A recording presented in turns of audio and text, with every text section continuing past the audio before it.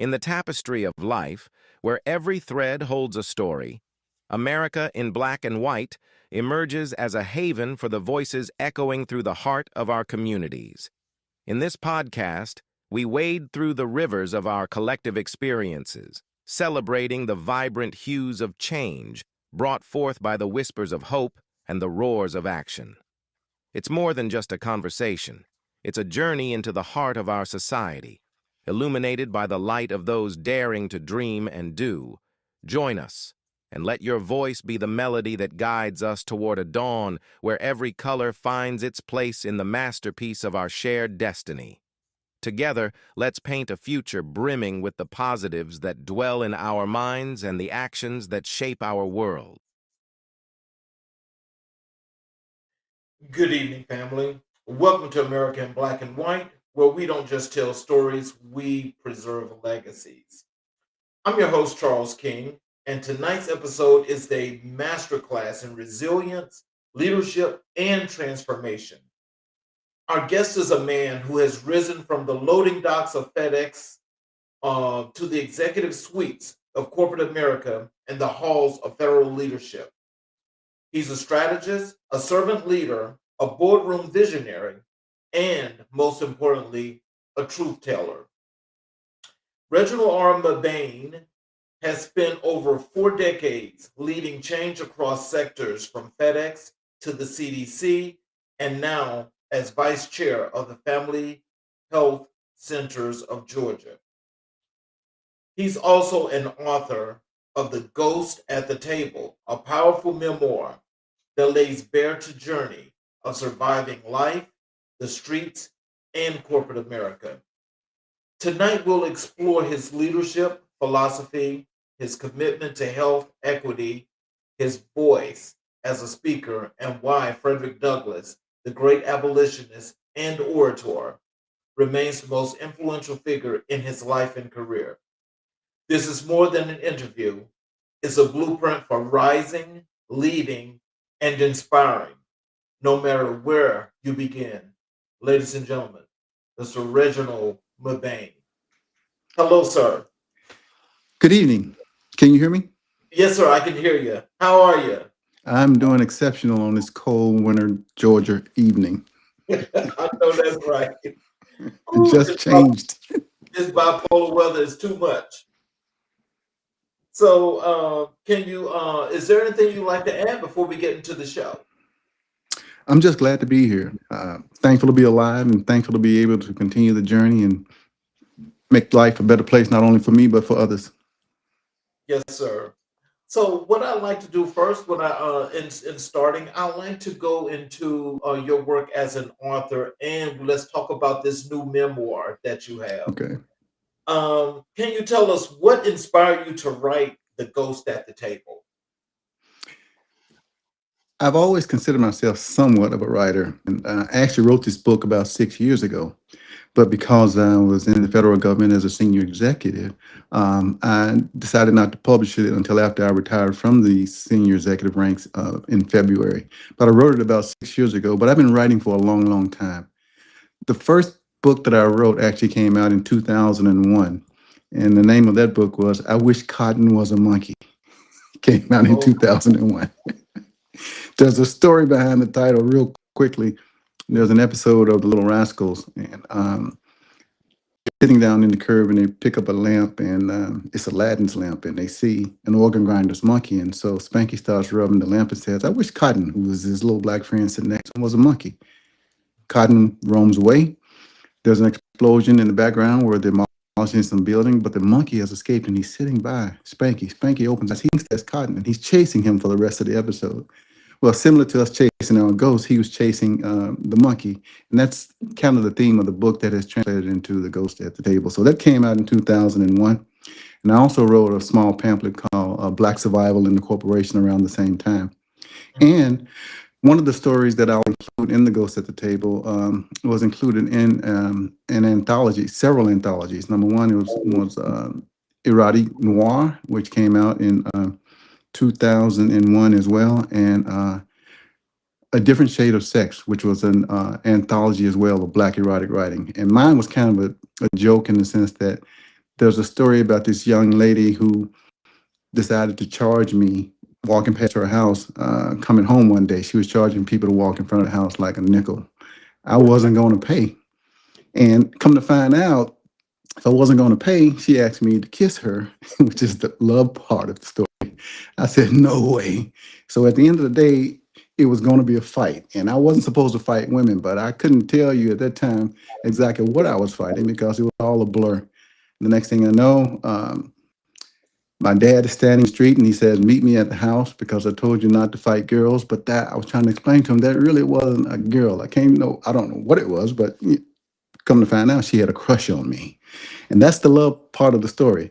So and the name of that back then in the anthology was Dirty Diane, and I changed the title in The Ghost at the Table to add more details. And now that story is in the book, and it's Dirty Don. But it's a love story. People show love in different ways, and that was her way of saying, "Hey, I like you a lot. If you kiss me, you don't have to pay." Oh, wow. So that was then. So I've been published a couple of times. But when I was going through the top secret clearance to become a senior executive in the federal government, I got a very interesting call. The person said, we really want to hire you to come to the federal government as a senior executive. We've looked at your books that are out on the market. And in order for you to be able to get hired as a senior executive, you might want to take those books off the market for now. And here was the first rule that I learned in terms of survival. In order to be able to change within, you got to get into the system. So I took the books off the market. I made it through the top secret SCI clearance process, and I've been an agent for change ever since then. So I've been published several times, and I was also writing her pen name back then. So I've been able to continue my writing, and I write every week, and it's a discipline for me. But I'm happy to be able to publish the book now, which I wrote 6 years ago. Oh, wow. So, can you tell us, how do you decide what parts of your story to share? I think that everybody has a story to share. Everybody has a story to tell. And so I've been in this film inside my head my entire life. And so at the end of the day, I thought it was a good idea to be able to talk about not only how we all face struggles in our life and how we all are recovering from some trauma in our lives, to be able to share that with other people, be able to share the lessons I've learned and the failures that I've encountered so that I can hopefully help people not to make the same mistakes. So the idea has always been percolating in my mind and it's finally come to fruition. But the entire story, the unadulterated truth, I think, and also more importantly, what lessons have you learned from your failures and successes? The two hardest things for us to master in our lives, and share that with other people. My philosophy is work hard, do good deeds along the way, and send the elevator back down. I honestly believe, Charles, that that's why I'm on this earth, to be able to share whatever I have. I learned that lesson a long time ago from my mother. We were very poor. We lived right across the street from the Dixie Homes housing projects. And my mom would invite people in off the street. She would give our food away and sometimes even our furniture. And she would even invite people in off the streets to come stay with us. And we were, little kids, we didn't understand why she was giving our stuff away. But what she was teaching us was that no matter where you are and what your station in life, you have an obligation to help others. And I believe that's why I'm here. I'm a strong believer in mentoring. I've been running mentoring circles, and I think that that is the way we create legacy and inspire others to overcome challenges, is to mentor. And I believe it is not just something you do at work. Mentoring is a way of life. So I gathered those lessons from my mother, who was a survivor from personal trauma, as well as seeing her giving away that we didn't even have to give away. So, in this memoir, Mhm. uh, so is it are you talking more so about just life lessons, or are you wanting people to get the is if I don't know if this is supposed to be partial biographical or whatever have you, but what exactly are you trying to have people to learn from this memoir? What I want people to learn is that if you start at the bottom of the hill, if you start behind the eight ball, where you are born does not necessarily dictate what your destiny will end up being. And even though it's my story, and my life, everyone should be able to identify with some aspect of the struggle. Lessons about resilience, lessons about failure, lessons about facing hardships and challenges. Everybody has a story to tell. And so not only do I tell my story, but I tell it with sometimes dark humor. I tell it with some profound insights. But in the end, especially as I summarize the end of the book, it's all about the lessons that you learn. You know, as I mentioned earlier, to be able to change the system, you first got to get into the system. And I think for us to be able to change systems, not only at work, but in the world, you have to be a part of systems, fraternities, sororities, churches. That's how you effectively make change. And the first rule of survival in the book is to first and foremost survive.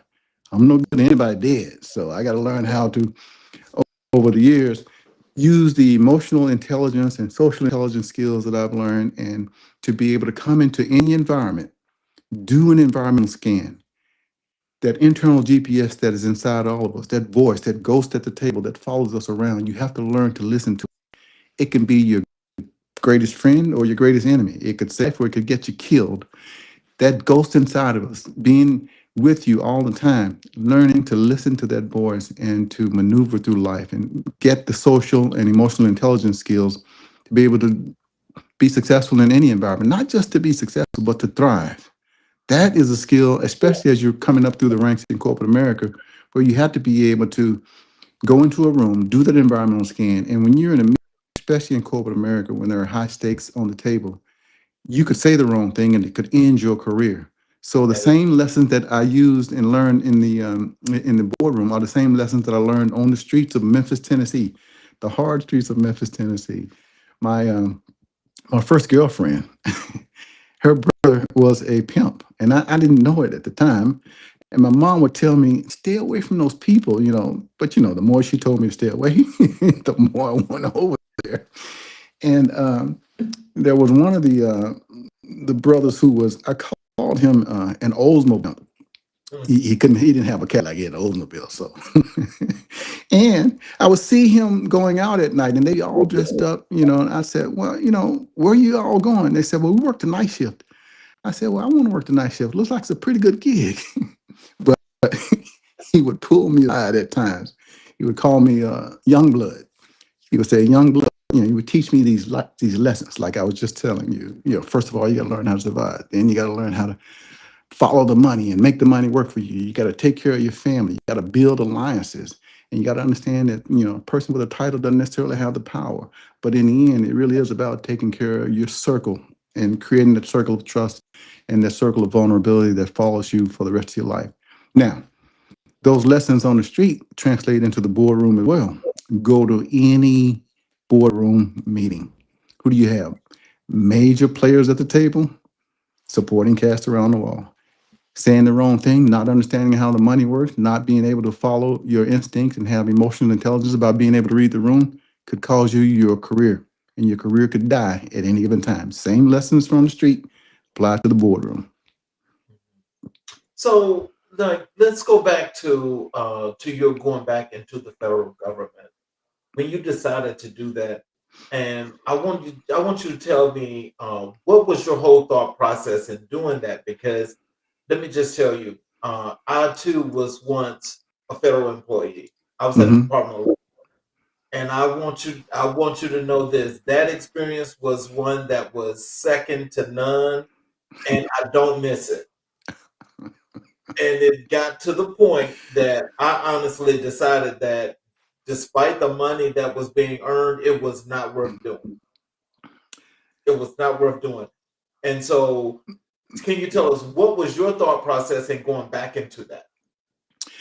Well, let's first start with before I went into the federal government, starting working a night shift at FedEx for 20 years and moving from the loading dock to becoming a ramp agent to becoming a team leader, becoming a manager, a senior manager, director, or chief operating officer of a $2 billion organization.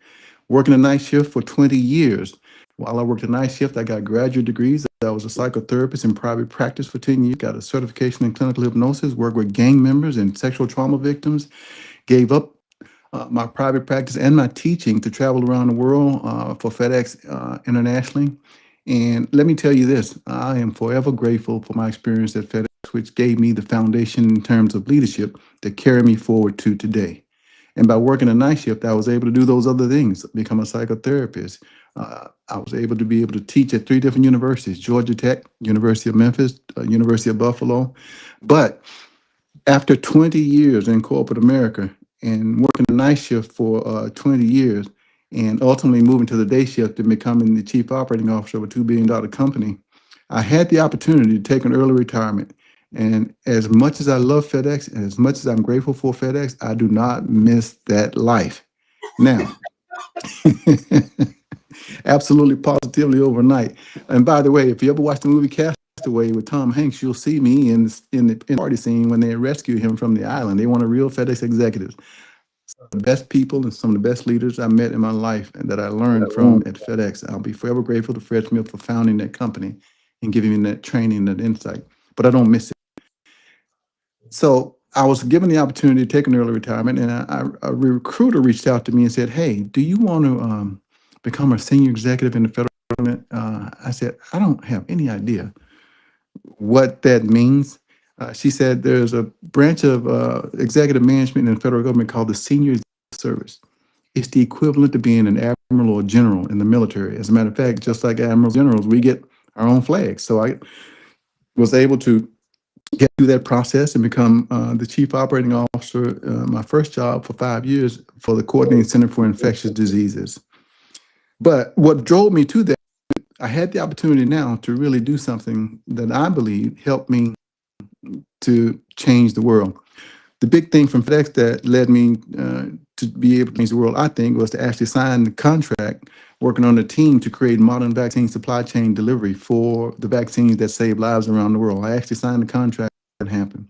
I've always been an advocate of being able to put back. And there are many things that I've done in my career, and one of those is creating the vaccine contract with others, a group of people that put together the contract to create those vaccines that save lives now, here, and around the world. But I wanted to do something more. I had corporate America, I had made the money, I had the retirement. I wanted to be able to put back into life. And when they reached out to me to become a senior executive, which is the highest level of the federal government in terms of management, I said, why not? But like you said, there's nothing you could have done to prepare me to move from managing in the private sector versus the federal government. And I think you have to learn that leading in the federal government is not the same. It doesn't move at the speed of business in terms of how government processes work.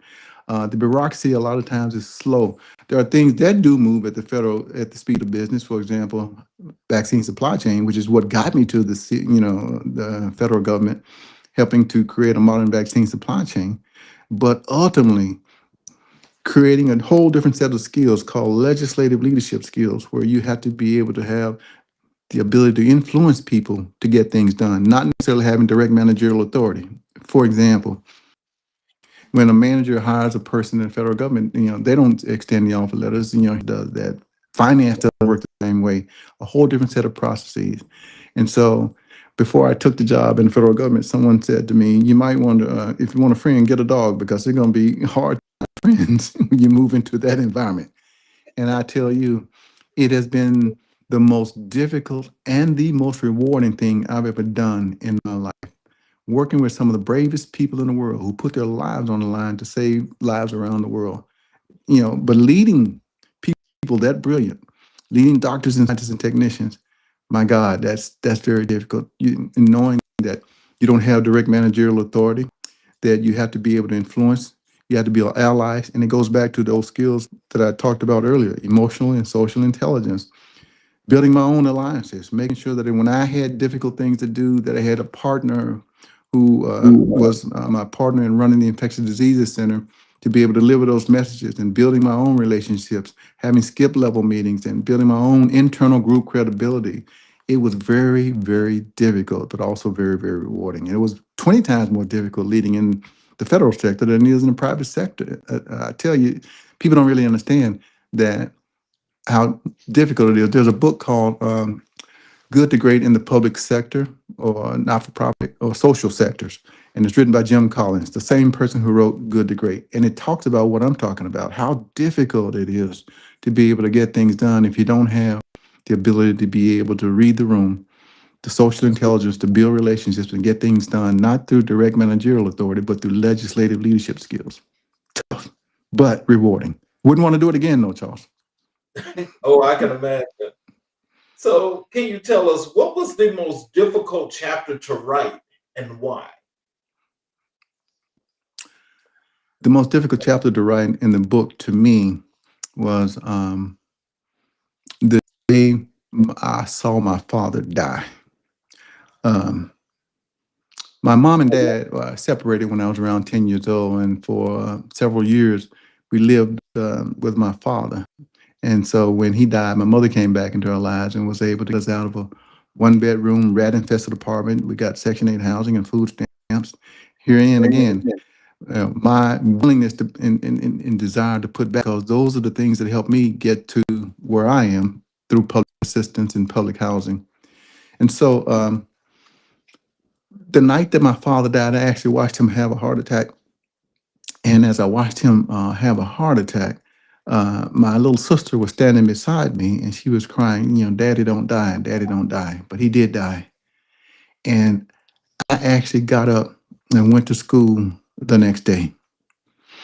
And I did that because even though my father was born in 1909, even though he only had like a fifth grade education, he was adamant about us going to school and doing our homework and not playing in the streets like others. I did that because I know that's what he wanted me to do. So that was the most difficult chapter for me to write. And by the way, I didn't miss a day out of school in 12 years. I'm very thankful for the fact that, the village that surrounded me supported me during that time. But watching him die, that was a very difficult chapter to write. Oh, wow. How has the book been received by readers and peers at this point, as you know of? Well, I've floated, when I was writing the book, I would share chapters with my wife and I would share chapters with certain people. And I'm not one to believe that I have any great skill. But the feedback that I've gotten so far is that I'll give you an example. One of the people that I admire the most and one of my close friends, his name is Judge Gino Brogdon. And I asked him to give a testimony as part of the book when it comes out. And what he said to me was one of the greatest compliments I think that I've ever gotten as it relates to my writing. And that was, Mebane writes with the skill of an expert trial lawyer, where it puts you right into the middle of the action and you experience the story as you go through it and as you read it. That to me was, Oh, made me wow. feel good, and that he himself is a great writer. And for him to say that, it made me feel real good. And then there's another person that I admire a lot who is a scientist and a doctor at the CDC. His name is Dr. Steve Solomon. I asked him to give a testimony as well. And he, too, gave me some feedback that I value and will value for the rest of my life. And he is the one that pointed out to me that you really need to publish this so that others can learn about the struggle, the resilience, and how to overcome. Here he is, a person that I grew to know and love as a friend at the CDC, a respected world-class science and admiral in the public health service, giving me that kind of feedback. But I'm the toughest critic on myself. I think that I've gotten better over the years. Those books that I mentioned, Charles, that I wrote earlier, I'm kind of glad I took them off the market. They were kind of need a little work, but I've gotten better and I'm getting better. I write once a week, and I'm always listening. I keep the recorder on my phone with me. And so when I hear a phrase, if I read something, I record it and I go back. And once a week, I spend 2 hours, dedicated to making sure that I put those words in front of me. And that's how I get the ideas for the stories that I write. But I'm always writing and I'm always getting better. Oh, wow. So tell our audience, when is the book coming out, or if it's come out, and where they can actually get it? It actually came out yesterday, November 8th. What's the day? 10th. It came out on November 8th. And now you can go to the website, which we'll publish here, WP Publishing, who is sponsoring me. And also, I wanted to choose a publisher like WP Publishing because I wanted someone, first of all, who understood the struggle, not only the struggle, but as a African American male in today's society. but someone who got that part of it as well as a person who gets me. So I spend a lot of time with the founder, Kim Jones of the company. We become close friends, but he gets me. He's patient with me, but he's also a hard taskmaster. But the book came out. We've been going back and forth over the whole summer to get it out now, and we're very proud of the product. It's being printed as we speak, and people can use the website and the QR code that you have in the advertisement to be able to order the book and get it delivered. Okay. So what do you hope young Black professionals take away from your memoir? Oh, I'm so glad you asked that because I think one of the greatest challenges we have is that the generational challenges you got, in the workplace, for example, five, six different generations. And I think the whole idea around diversity and being able to communicate across generational lines. And, you always would hear the older people say, well, you young kids don't get it when we were growing up. And, sometimes we say the same things about the next generation and the next generation, and especially the digital natives that grew up now with the digital footprint and living their lives online. I hope they get to understand that it's not just about what you put out in the public. There's more to life than being online and what you present to the public. You're actually just presenting a story. The real truth is behind the scenes.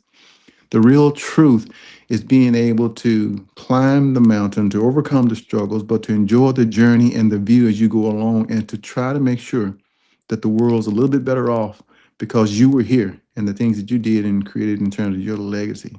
I want young people to learn that when you face failure, when you feel isolated, if you're facing depression in difficult times, sometimes we're dying of thirst standing in the middle of the river. There are resources around you. Reach out, be able to use your village and others to be able to overcome those struggles. And sometimes you think that when something happens to you, like when my dad died, I thought that was going to be the end of the world. My mom died a couple of years ago. But I learned that those kinds of things are not the end of the world, that we should value those relationships while we have these people in our lives.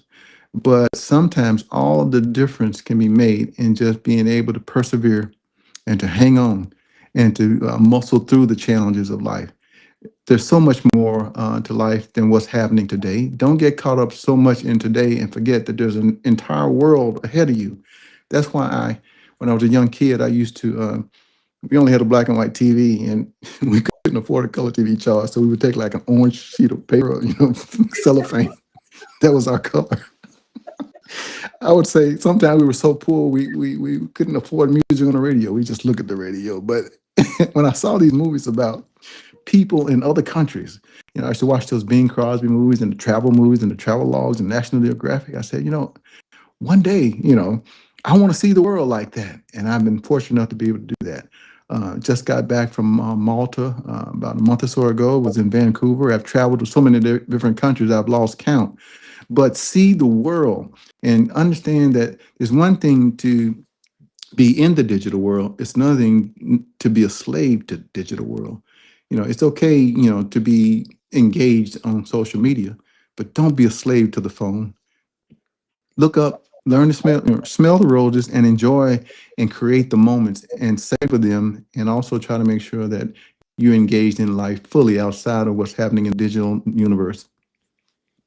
Well, let me just go over here first, and I want you to know that we've got several comments here in the chat, and one of them is from the first few is from Rashad Helton. The first one is he says good evening. I'll put it on the screen. Hmm. He says good evening. Good Uh, evening. and then this next one is pleasure to be here this evening.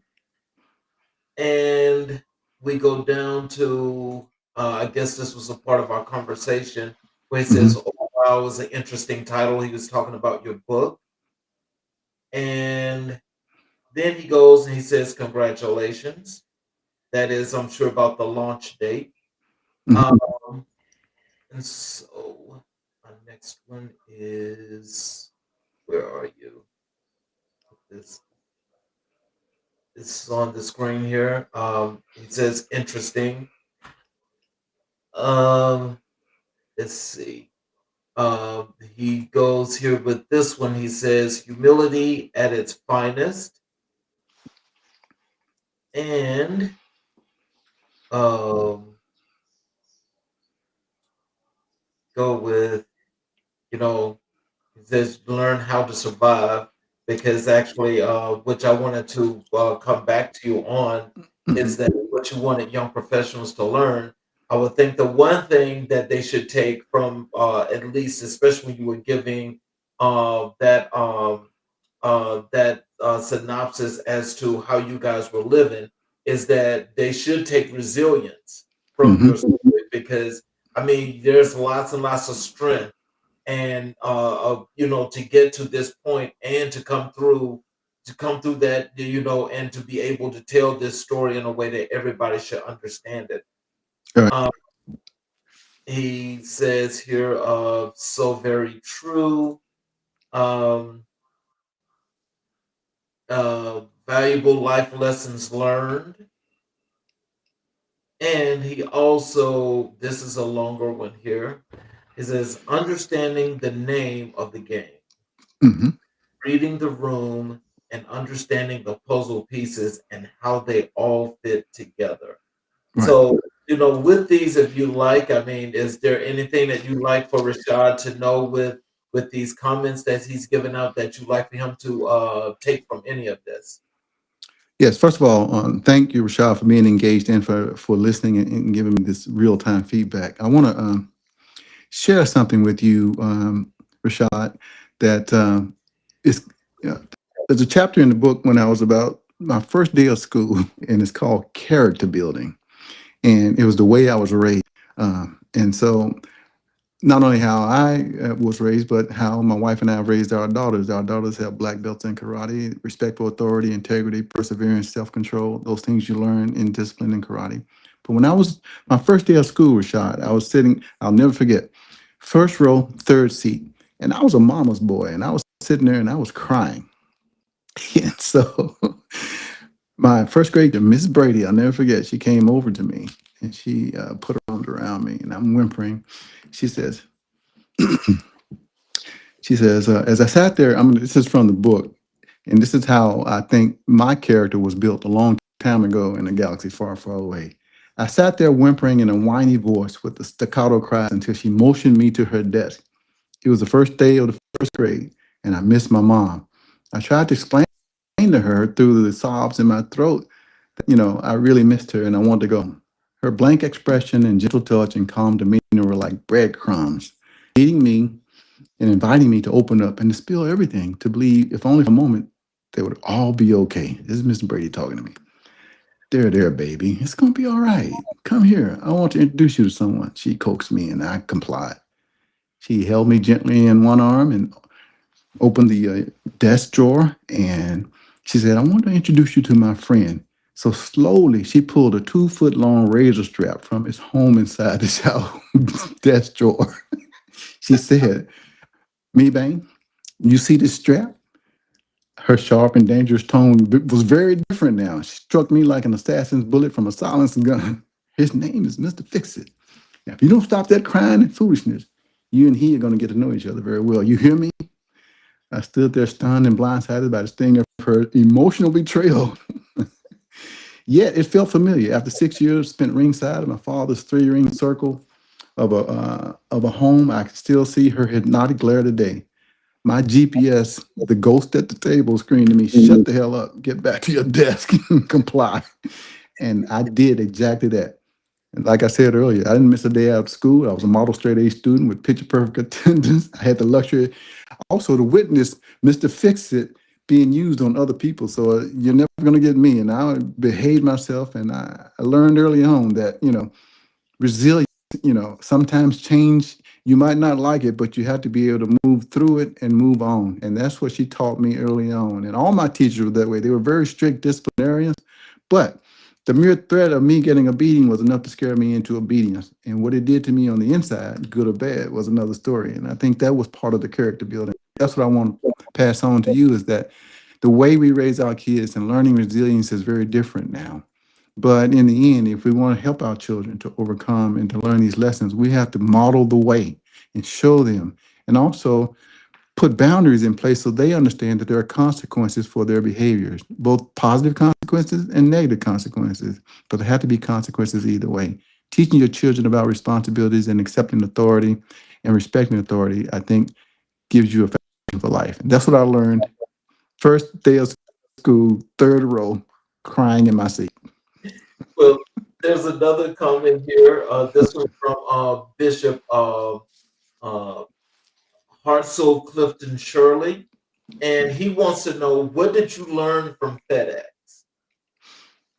Oh man, what did I not learn from FedEx? First of all, again, I am so grateful for the fact that FedEx had a policy for promoting from within. They also believed in training leaders. Understanding that it's not just good enough to give someone a promotion in the management. Until I give the manager the training, the resources, and the skills that they need, then I'm responsible for hiring that person for what they do when they perform on the job. So they spent so much money sending us to training. I actually got a chance later on to teach at the FedEx Leadership Institute. I taught coaching and leadership skills to people around the world. But the fact that they had a leadership institute, that they had core values, that when they said to get those packages, they're absolutely positively overnight, they meant it. But also that you would be rewarded, that investing in people, having a promotion policy from within. I took so many training classes, man. I should have 3 PhDs from FedEx. But at the end of the day, it was the foundation for me to be able to move on and to actually be successful in the federal government as well. So there's so many lessons. Servant leadership is the first and foremost thing that I learned from FedEx. Learning that we all have needs as people. And I go back to my background as a psychotherapist and understanding Maslow's hierarchy of needs. First of all, you want to have food and shelter and safety and belonging, and then esteem, and then self-actualization. But that third level of need, here's what I learned from FedEx, that if you take care of your people, you don't have to be perfect. That vulnerability can be a strength. That if your people know that you are, I think, that you care about them and you're trying to do the right thing by them, you don't have to be a perfect leader. You don't have to walk on water. And by becoming a servant leader, in the end, your team will outperform all the others if you just simply continue to try to make sure you do right by them, but also hold them accountable. Just like I was saying with my daughter, there have to be consequences, because you don't want the people that are performing highly in the job to be the people that aren't performing. So you have to put in place boundaries. So all those lessons not only applied in the workplace from FedEx, but in my life. Well, Rashad puts here in the chat that your book release date was on his birthday. And he says the real truth is behind the scenes. Sometimes you're dying inside, standing in the river, dying of thirst, standing in the river. And he also says, preserve, hang on. There's more beyond the challenges in life. Right. Um, and says, don't be a slave to the phone. Right. So, but he also says there's gold that you have gave him several golden nuggets. And Good. so, as go ahead. Did you want to say anything? I was going to say, one of the things that you'll see when you get the book is that I try to give the lessons as you go along, and so several of them I think are summarized in the end. Going back to what I said earlier, in order to be able to change the system, you first got to get into the system, and change comes from within. And when I retired, a good friend of mine, his name is Josh Berlin, he gave me this poem called "The Man in the Arena." And that's what he said, that he saw me as the person on the front line trying to make sure that I do the right thing and change the world within the systems that I could change. I can't change everything. I can't conquer the world. I can't solve world peace. But within my spheres of influence, within my circles of influence, I have the ability every single day to be able to impact people's lives. Sometimes it's just a helping hand. Sometimes it's just a positive word, but being able to put back. But those lessons you'll see are kind of outlined in the book, and in the end, not only surviving, but understanding that your life is your resume. It's what you do. I don't listen a whole lot to what people say, but I watch how they spend their time. Your life and how you live your life is your resume.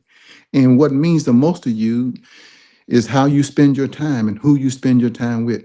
And you learn in the end, you always have to have a village to support you, creating a personal board of directors. This board of directors may change over a lifetime, but it's a very small board of directors.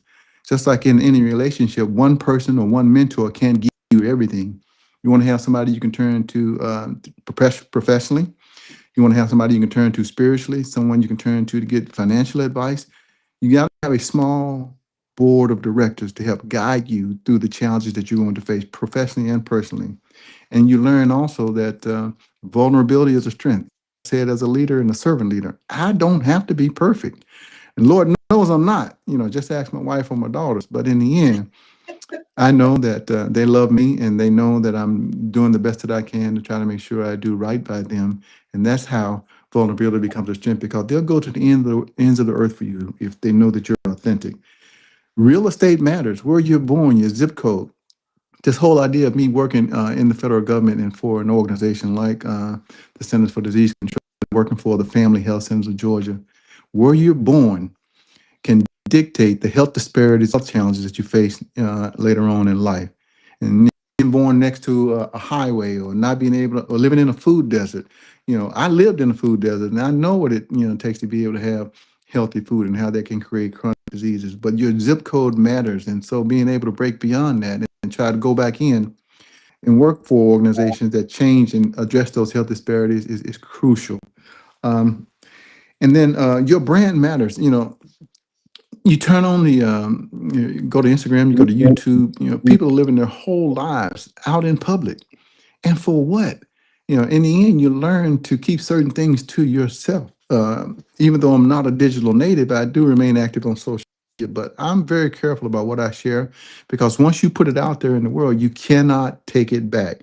And so understanding that your brand matters and who you are and what you put out into the world is your legacy and it's there forever. And be very careful about that. And that's why you need a board of directors, somebody to check and balance you.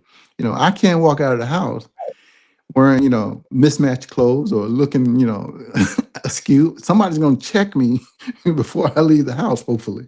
And then in the end, being able to move beyond your current environment and knowing that you're handicapped by your zip code. That's why when I saw those movies, I said, I'm going to see the world one day. And thank God I was able, I actually became the director of international operations for FedEx and traveled around the world and went to all those locations. And I'm still traveling very vigorously to see the world because I still have friends that live in North Memphis that haven't traveled 50 miles outside of their community.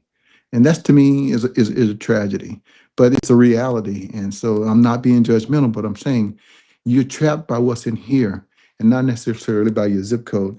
And in the end, being engaged not only in your community, but in the world, understanding that today is a gift. Tomorrow's not promised. The biggest mistake we have and that is presented to us is that we think we have time. We don't know. You can do everything right and die tomorrow. So do the right thing and be engaged and appreciate the day for what it is. Be thankful and grateful. Even when we didn't have very much, I never felt that we were poor, even though we were. I always was grateful for what I had, and I always was grateful for the door open to me. And by the way, the doors that were open for me, 90% of the doors that were open for me were opened by women. And that's why I am adamant about not only making sure that we address these issues about mentoring, but making sure that I do as much as I can to open the door for the women that opened doors for me. It was the guidance counselor who helped me to get a scholarship to a New England prep school in the ninth grade. It was the guidance counselors and the teachers that helped me to apply to get a scholarship to a military. So those doors in them were all women. And to this day, my little sister, my daughters, my village is strong. And so Rashad says it's a pleasure to hear your testimony this evening, and he's looking forward to getting your memoir. There's two comments here from Robert Ruiz. He says, very proud of you, Reggie. This is Bob, and I thank you for the opportunities you gave me on my journey to the SES level. Those infectious days were truly infectious. Grateful, Bob. Then he says, true leadership comes from the heart through your brain and mouth. Executive presence is critical. Is there anything you'd like to respond to? Would you like to respond to that? Wow, yeah, I mean, Bob's gonna make me feel so. You just thank you, Bob. When uh, when I came to the federal government, Bob was me on a rotation. He was in the process of becoming a senior executive as part of senior executive service. So I know that when Bob came to me, I really put him through the ringer, but in a way that I felt would be an impact for him for the rest of his life to try to make sure that he was the best that he could. He himself is a great leader, and also making sure that whatever I had, I took him to every meeting. I dragged him everywhere that I could to try to make sure that he saw what I made sure that he wasn't a ghost at the table, but that he was at the table watching us making those decisions so that he could learn in real time. And so for him to say that today, is really goes back to why I believe I'm here on earth. Thank you, Bob. Yes, sir. And we've got okay. There's one from John Dodd, and he says yes, sir. And there's two final comments here from Rashad. He wants to thank you for your resilience and perseverance, powerful interview and testimony as a young black male professional and current federal government employee. I thank you for the nuggets shared during this broadcast. It's funny how we have similar experiences but different communities and generational areas. I'm a native of Newark, New Jersey, and I know the struggles of what you shared and how I too was resilient in overcoming and getting me to where I am today. Servant leadership is huge alongside transparency and accountability in the industry. Wow. Yes, that's some really powerful comments. I want to thank you guys for sharing, and you can continue to share. Um, so can you tell us um, how did writing this book help you process your own journey? You know, I think I've been processing my journey since I was a little kid playing in the Dixon Home housing projects. So, you know, so much, me processing my journey is that, I think to to be engaged in life and to be able to reflect on engagement. One of the things that I kid myself about is, the main person that I follow on media is me. When sometimes on your timeline it'll pop up that a year ago or 3 years ago you were doing this. That digital footprint for me, being at that and be able to leave that as a legacy to my family is what matters the most. Busy living my life, I can't be too concerned about what someone else is doing. And even if I'm not documenting it on social media, every single day presents us with opportunity to be able to impact someone's life. And so you should be so damn busy living your own life that what somebody else is doing doesn't matter to you. And also knowing that, be very careful who you choose. Like I said, no one person is going to be able to give you everything you need in a relationship. As I do marital counseling, Charles, I stopped doing it after a while. I didn't want to be in divorce court. But when people say, "Well, I found my soulmate," you may have found your soulmate, but do they give you 100% everything that you need in your life? My wife doesn't smoke cigars. My wife doesn't necessarily like bourbon. You know, my life, my wife doesn't necessarily like history museums. So, you got to go and find this stuff other places in the world. You got to have your life within your relationship and your other relationships outside of your main relationship. No one person is going to give you everything. So, being able to have those circles of influence in those circles of friends. Someone once told me, you need to have friends in almost every decade of life. You need to have young friends, middle-aged friends, older friends, so that your perspective doesn't get contaminated and you're living in an echo chamber. If all the time all my friends look like me, if all the time all my friends sound like me, something's wrong with that picture. I pledged Alpha, Memphis State. Now it's the University of Memphis, and to this day, the lessons that I learned in pledging that fraternity and looking up to people like Martin Luther King and others who are alphas meant the world to me. And that was one of the reasons I got hired at FedEx, because the fraternity brother who was in charge of personnel and hiring at the time was an alpha. And so I heard that if you pledged alpha, you got a job at FedEx. And that exactly is how it played out for me. But having those relationships, not just the ones that you are in a relationship or marriage, but having relationships and others that give you that intellectual stimulation, those other things that you need to be around others that aren't like you or don't live with you, so that you can get a very balanced perspective and have a diverse perspective. So your friendship circles need to look not just like, very different and very diverse. So, what role does vulnerability play in leadership? It plays a role of showing us that, like I was saying earlier, Charles, I don't have to be perfect. I remember one time working a night shift. We go out. Uh,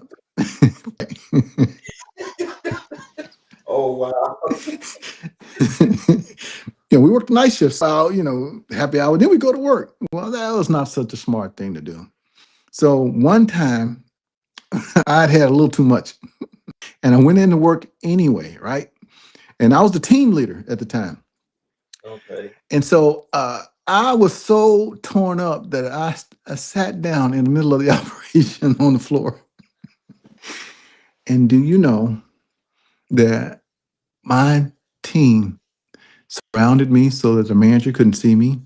They sneaked me out the back door to the clinic and were able to get me home because I was vulnerable, because I'd been vulnerable, because they knew that I cared about them and was trying to do the right thing. They in turn saved my job. And so vulnerability can be a strength. Vulnerability can be a strength if, you know, I'm married. I got twin daughters, and I always felt in my household there was a vast right wing conspiracy against me. I'm the only guy in the house, right? So, but it's always us, them against me. I felt that way, but in the end, I learned that the way I say things, how I communicate, especially with my daughters and my wife, is very different than I do sometimes. I learned to be able to communicate. A softer side of me has come out when, especially as I've gotten older and I've been married for over 30 years. The way I see the world and the way I think. When I was at the military academy, I was it was all black and white. Yes, sir. No, sir. Sir, may I ask a question? Sir, may I make a statement? But then you get out of that and you're a black and white guy living in a gray world. The world is gray. It's not always so clear cut. It's very nuanced, and so is communication. And so being able to learn those kinds of skills and being vulnerable and admitting when I'm wrong and being able to say, I'm sorry. Those are the kind of things you learn in terms of being vulnerable. And also just telling the truth at the end of the day. I have been able to, when I was working for a terminate people, and people say thank you, because I did everything I could to try to make sure they had the tools, the training, and the resources, so that by the time it came around having to terminate them, they were thankful that I had given them the opportunity. And to this day, I still have people who worked for me 20 or 30 years ago still reaching out to me, asking for advice and guidance, etc. So because I was sincere and because I was vulnerable, I didn't have to be perfect, and that made an impact. And also remember that. Wow. So, when you just think about that and you think about that team that you put together, uh, hmm did you have any thought processes at all when you was assembling that team, or did they kind of like just come to you just by chance? Being a leader, especially in corporate world and in any organization, you don't necessarily have the luck of being able to choose the people on your team. So, like any great master painter or master sculptor, you have to work with what you've got. And it's understanding that most of the people, it's the cast of characters in every organization, in every company, in every organization. You got this cast of characters, and you can find them anywhere. I did this in an American Management Association class a long time ago. You've got your champions, about 10%. It doesn't matter who they're going to work for. They're going to be great employees regardless. You've got your survivors, those people that are in place, just, waiting around. The majority of the people are the ones who are there that are holding up the organization. 80% of the folk want to come do a good job. And you also have your Brutuses. Brutuses come in two types, the overt kind and the covert kind. With the overt kind of where they're coming from, they're out loud about it. But the covert kind, they're kind of patting you on the back to find the soft spot to stick the knife. So those are the ones that are most dangerous. But you have to your Brutuses and your least best employees as fairly and as equitably as you do your best employees. And if you do that, but you also put in place consequences for behaviors on the job to hold people accountable and also to reward them when they do a good job, you can manage any group in any organization by dealing with that cast of characters. And so it doesn't matter where you are, you have to deal with the cards that you're given as a leader and the teams that you're given. Unlike in your family's your family. You can't excommunicate them, but you work with what you've got. And you will find that if you do that and you're authentic and you're holding people accountable and also rewarding the people that are doing their best, that those people who are not doing their best, those Brutuses end up becoming outliers. And so they end up kind of hanging themselves and outing themselves and either move on or you move them on. So you have to deal with what you've got. Those are the lessons I learned from FedEx and through management training. There's a difference between managing and leading. These things and you lead people. Management is a discipline. Planning, organizing, staffing, developing, controlling. Those are the disciplines that you find in management. That's what you go to school to learn how to do and to manage things, budgets, etc. Leading is an entirely different story. I think the Bible of leadership is what I use when I taught at the FedEx Leadership Institute. And even today, I still refer to it as the leadership challenge. Those lessons that you learn that translate into leadership skills and behaviors across all sectors, public, private, or the government. First of all, it starts with modeling the way, creating a shared vision, empowering others to act. Those are a few of the leadership traits that you see that it really doesn't matter if you're in the federal government or the private sector. Those behaviors and leadership challenge, and the book is by the authors Posner and Kouzes.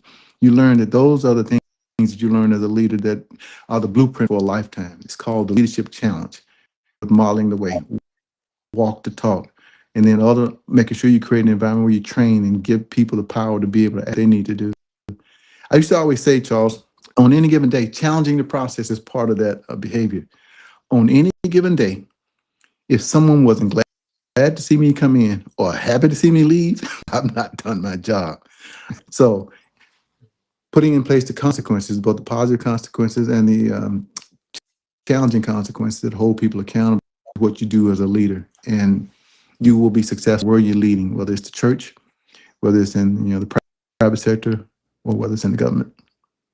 So let me ask you this, because one of the comments here that Rashad was talking about was that it's difficult to find a mentor, especially in Mhm. the federal government. Mhm. How do you mentor, or have you mentored, some of your understudies when you were in the federal government? How did they find you, or how did you get to that point? I started what's known as mentoring circles 20, 30 years ago when I worked once a month. And up until I just retired from the federal government, ran mentoring circles once a month. My last mentoring circle effort, we had over 200 people that would dial in from across the country, around the Atlanta, Georgia metro area. And I would bring in